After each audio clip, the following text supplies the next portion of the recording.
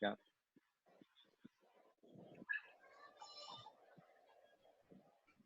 Hi, and welcome to Normal Reloaded, the first in a series of sessions where I'll be speaking to industry leaders and thought leaders on what the future of customer experiences and businesses are going to look like in a post-COVID era, or the era that we'll all come to know as the new normal.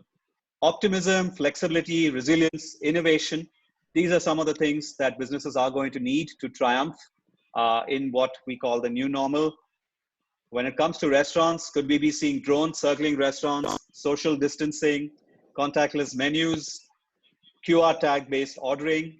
So what are the things that we're likely to see in the next few months as restaurants move from a post-lockdown era? And of course, more changes that will come post the vaccine being discovered. Even before I start, I'd like to say that these are still early days. So the panelists I'm going to introduce are probably going to look do a little bit of looking glass looking and come out with their impressions of what things are going to look like. So I'm going to start by introducing the panel to you alphabetically. We have Chef Ashutosh Nerlekar. He's executive chef at the Park Chennai. We have Chinmaya Chikkamath. He's director of operations, the Westin Chennai Velachery. And joining them is Nikesh Lamba, executive director, Pricol Gourmet, that operates fine dining restaurants like Soy Soy and Savya Rasa in cities like Chennai, Gurgaon, and Pune. So I'm going to straight away dive into it, Nikesh, and pose you the first question. And this is a question I think on a lot of our minds. Will customers be ready to come back once the lockdown lifts? And how do you plan to address some of the apprehensions, both operationally and in terms of communication? Well, I'll take this question in two parts. The first part being whether the customers would like to come back. Well, I strongly believe that customers will come back. Maybe not in the immediate future. It'll be slowly and gradually as their confidence increases in stepping out. I think that's how it's going to be. But I'm very confident the customers are going to be coming back, and we're going to start. In fact, this 60-day lockdown has got people stuck at home, and they've tried all sorts of cooking. So I think now they're at the lag end of their cooking skills. So I think everyone, all of us included, need a break and need to step out to our favorite restaurants to try out the food that we've missed over the last 2 months. As far as the second part of your question is concerned, how are we going to deal with the logistics and operations? I think it's still a very evolving picture. Yes, the fact that we are going to put in some measures, whether it is the thermal checks of our staff or it is the distancing between tables, like you mentioned, going digital on your menus, or wiping down with sanitizing your tables and your contact points for the customers. Yes, all those things will be put into place, but a lot of this will evolve with time. How it pans out in the next few months. Okay. Yeah, I think you spoke about safety, and so therefore my next question goes to Chef Ashutosh. I think customers and diners are very, very anxious, if I can use that word, about the whole kitchen to table experience. So in your guess, how are these experiences going to change? And specifically, if there's something, again, I know some of this might be privy information that only you're privy to right now, but can you share some of the things that hotel chains like yours will be doing to address those concerns for diners?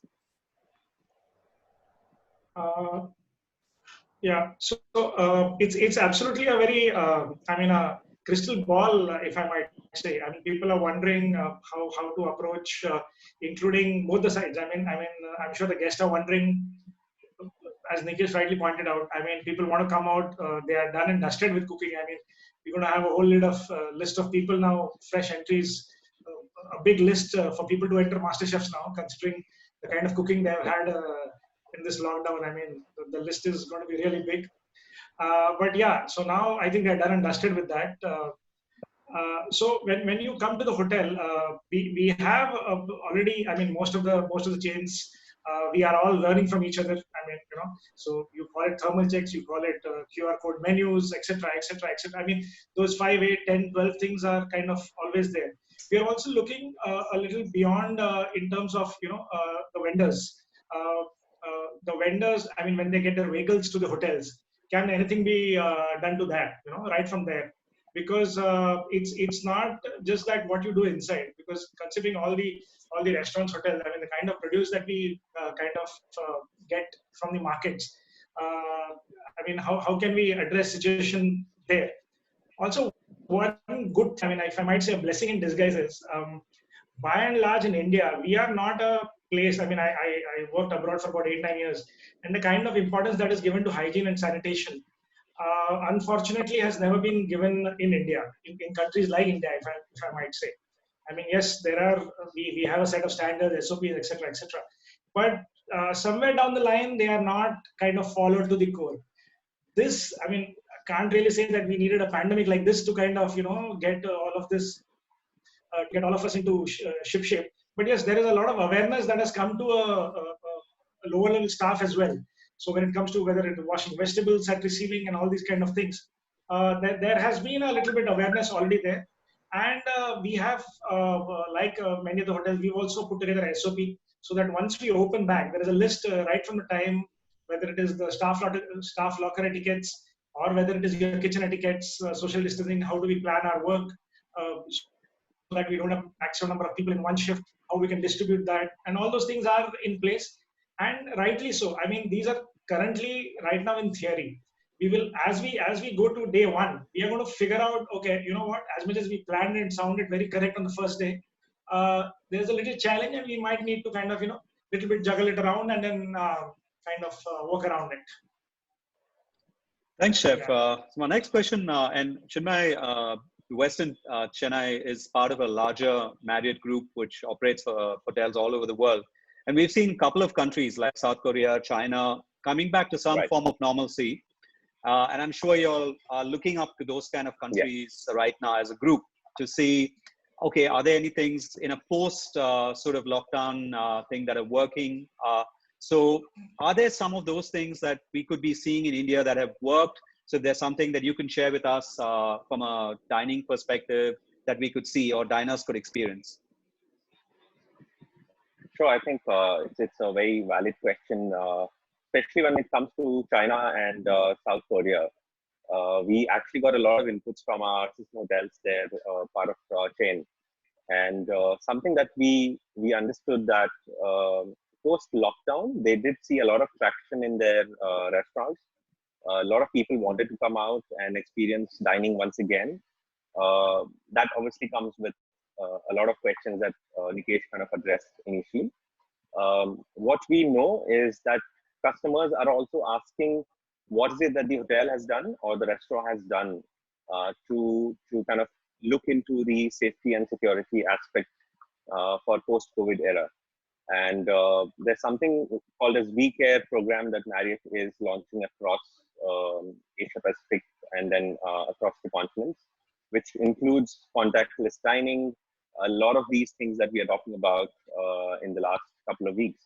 Now, a lot of that is being put into practice in China, and we are seeing results, and we should be able to bring that across to all our restaurants in India, in South Asia, and that should really help us in the near future. Couple of technological things that we have an upper hand is as simple as a mobile chat that Marriott has on its application for all its members and guests. So that has been actually seen a lot of improvement in the usage of mobile chat by guests. The ones who are checking into the hotel also now are technically using mobile chat for every service that they require, rather than interacting with our associates at the front desk or at the restaurant hostess desk, etc. So that's something that we've kind of observed from China market recently. Okay, that's interesting. Of course, the other thing that we've been seeing, and I have all three of you here have had now. Some of you have moved to takeaways and home deliveries, which is something hotels hadn't done. And I think maybe Nikesh might be the right person to answer this question, because I think you in your restaurant chain operates at both ends of the spectrum, right? So you do a little bit of pocket-friendly kind of restaurants, like let's say Double Roti, and now you've been in a situation where you have to bring that fine dining into the homes, right? So trying to replicate a soy experience at home I'm sure I've seen this with both Westin Chennai and the park, bringing some of that, because obviously a lot of people are missing those, like the pastas at the park, or, the dim sums at Soy. People are missing those dishes. So how do you, one is, do you feel like upscale restaurants are actually ready to make this transition? Because we know that a large chunk of revenues, even post the lockdown, is going to come in from takeaways and, delivery. Second, do you think that they can replicate the experience? Yeah. So, like you said, some of my restaurants were already geared for delivery, so that was an easy fix. We were able to, continue that particular serve that particular need and those customers.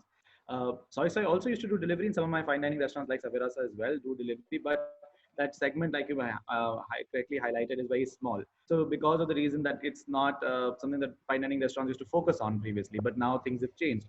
And so one of the ways that we look at doing this or recreating the experiences is not going by only the aggregator route, having a personal touch to the delivery, where I'm talking about doing the delivery yourself. One was, we went the aggregator route right now because that's the only fix we can do for the time being. But as the lockdown unfolds, and we know some people might still be apprehensive to visit the restaurant, for those customers, we're launching a few other initiatives. For example, a large takeout, a family of 4, a group of 6, or a group of 10, you can do a larger takeout, which will be, either packaged in a ready to use containers, which can be used by the customer right out.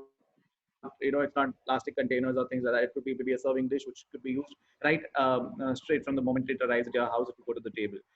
The other thing we are looking at doing is also recreating the dining experience with probably our own staff, one staff going to the accommodation or the person where they live, and recreating that experience by having that person to be there to kind of toss that salad fresh for you, or maybe steam that dim sum right there at your residence, to recreate that freshness or that one factor that you look for in a restaurant. I think that's the way that we feel that we'll be able to kind of address the needs of this particular segment of customers who feel still apprehensive going out.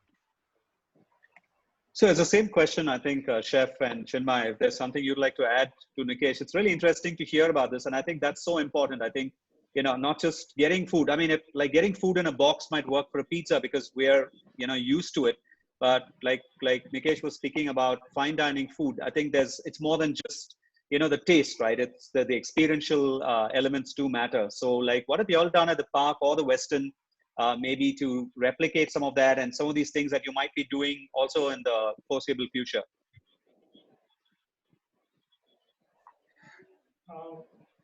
No, I mean, before this lockdown and all these things started, there were hardly any five-star hotels. Probably they were still listed on the Swiggy, Zomato, all these aggregators, but never really probably paid enough attention and realized that they could generate business through this mode. But now, in the last 1 month or so, there is suddenly people have. I don't know, might have woken up to the fact that, okay, this is clearly a vertical where money is to be made. And coming back to the experience part of it, because obviously if you're going to pay, I mean, there is a pizza available for 350, 400 bucks, and then there is a 6-1 pizza probably, which is available for like 800, 900. Now, how do you kind of course, I mean, the quality, the freshness, I mean, that is there in the box. But it is the overall packaging, how you package it. And as Nikesh mentioned, I mean, one is delivering through these aggregators, but currently at the park, we are doing as much, or if I might say, more direct deliveries, where people are calling us and kind of, we are delivering to their houses in a 5 to 7 kilometer radius. So that was something, I mean, if somebody told us probably 6 months back, we kind of agreed to it. But now the situation has made us kind of realize to the situation that, you know what, hey, I mean, there could be 2-3 pizzas, couple of pastas and a grilled chicken, which could be delivered to a 5 kilometer radius area. And that's a wonderful business opportunity. How do you kind of put the icing or the cherry on the top is, I mean, we have a vehicle going in, there's a perfectly groomed park person who's kind of, ensuring the prompt delivery. He or she probably knows the guest, that always helps because, I mean, park being operated for about 18, 19 years has a whole lot of, we go to their house, one of the guys in that restaurant just goes and delivers, and that kind of helps the overall thing. So it's absolutely a different ballgame which is opened up. And yeah, I think everybody's up to grab it. Chinmaya, is that something you'd like to also, because I know Westin's also been doing this. I think it's probably the first time to my knowledge that Westin's dabbled with home delivery and takeaways.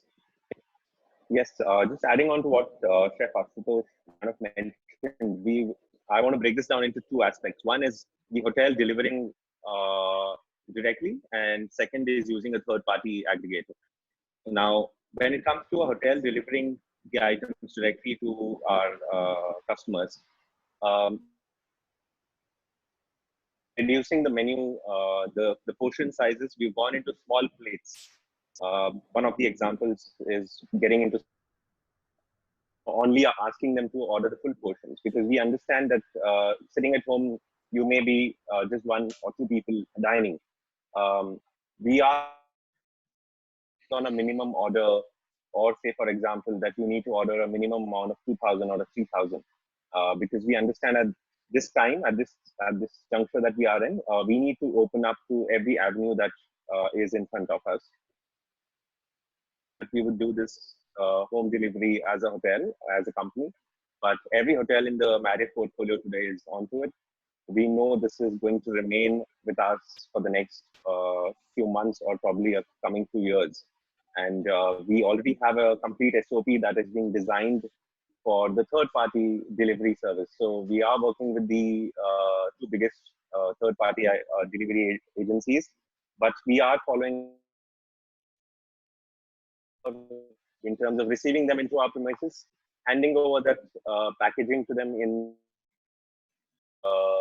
procedure, and then making sure that we take feedback from that is going to kind of add a lot of value to five-star hotels delivering food is Okay. what we feel. So now we've spoken a lot about what like brands are doing, or what restaurants are doing, or what hotels are doing. From a diner perspective, what do you think? And this is all of us, right? So, I mean, on the days we're not working, we're also all going to be going to a restaurant, going back to our favorite restaurants. What do we need to be prepared for as diners, you think, in this new normal? And any one of you could take this question, like, you know, what do we need to be prepared for? How is it going to change for us?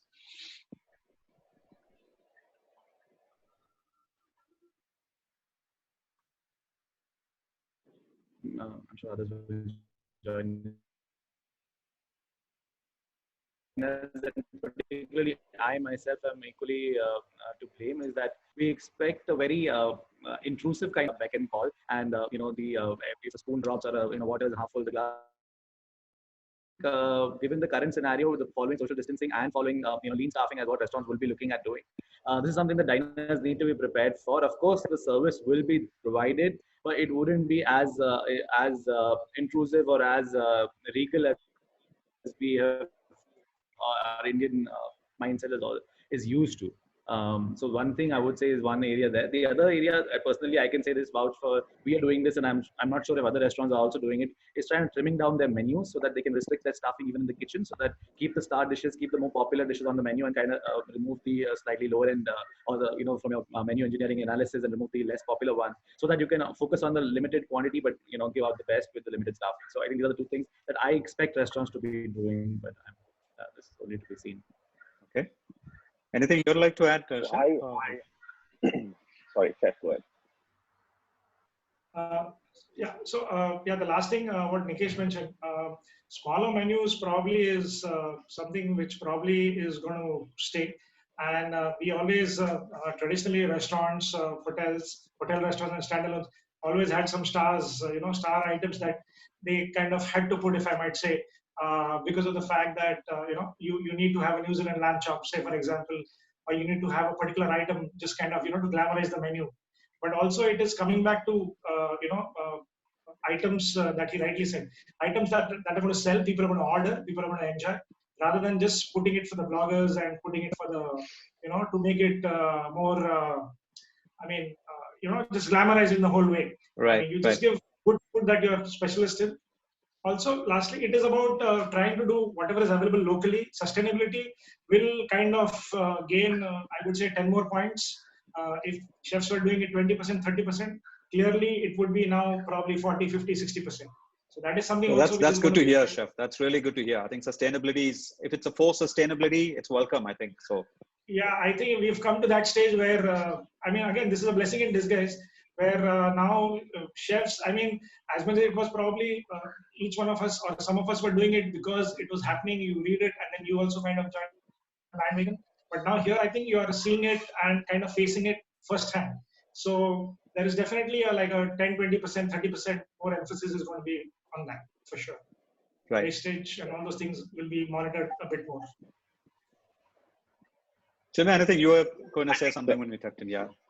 Yes, I think as and when we open our restaurants back post the lockdowns, something that we need to speak to our customers or kind of inform them in using technology, creating QR codes at the tables, which we are doing for the menus. Every restaurant is going to do that, but also probably have a QR code on how have you reduced the common touch points in your restaurants and in your kitchens, which kind of builds a lot of confidence for the customers who are walking into your restaurants.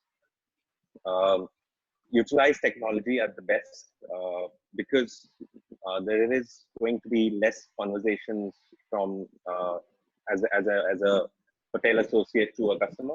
We will try and utilize mobile devices technology to communicate with them as much as we can. It's still a lot of thinking that's going on. There's a lot of project that's been thought upon, and we should see very positive results post the lockdown opening up. Yeah, that's good. I think, like I already mentioned at the beginning of this discussion, these are still early days. So even those who are going to be listening to this are going to know that, you know, when we have another catch up, maybe in a month, a lot of these things would have changed. But just as we are about to wind up, I'm just going to ask each one of you to just, I think, respond to the one question, especially a lot of restaurant owners and dining enthusiasts are looking for. And that question is, do you see light at the end of this tunnel? And, you know, lastly, what do restaurants really need to do better to stay competitive in this phase? I mean, I don't think anyone has seen a challenge as tough as this in any of our careers. So I would just like each one of you to share some of your thoughts on this, like, you know, in terms of how is this going to, like, is there hope for the business?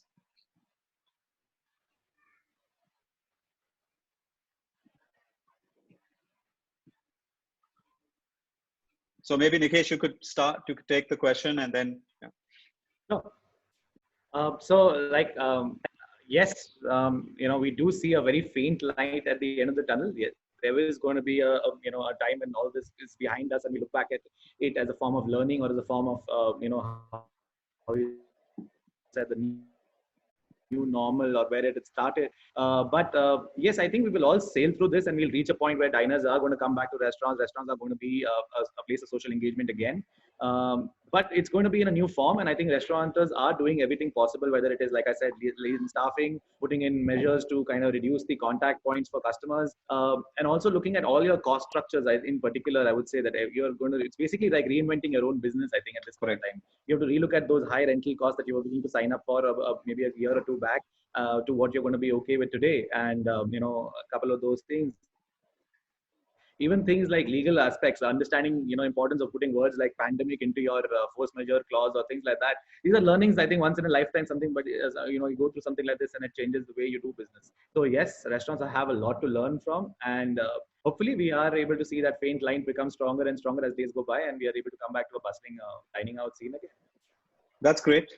Any quick thoughts from Chinmay and Chef to cap on the optimism that Nikesh has just brought forth?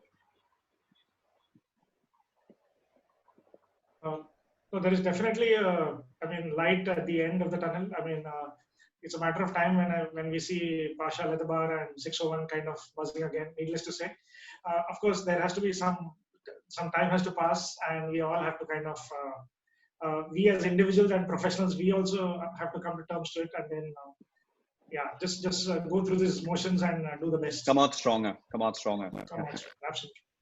Chinmay, last words from you before we wrap up. Yeah, completely agree with both of them. We definitely see light at the end of the tunnel. What we need to understand is more than what is it that the restaurant has to offer? Customers are going to look at what have you done post the pandemic? What are the measures that you've taken? They will definitely look at that. And we need to be prepared. We need to be ready. We've got some time in our hands right now, and we need to really prepare ourselves for that. Because once the lockdown opens, we are very confident they'll start coming into every restaurant possible.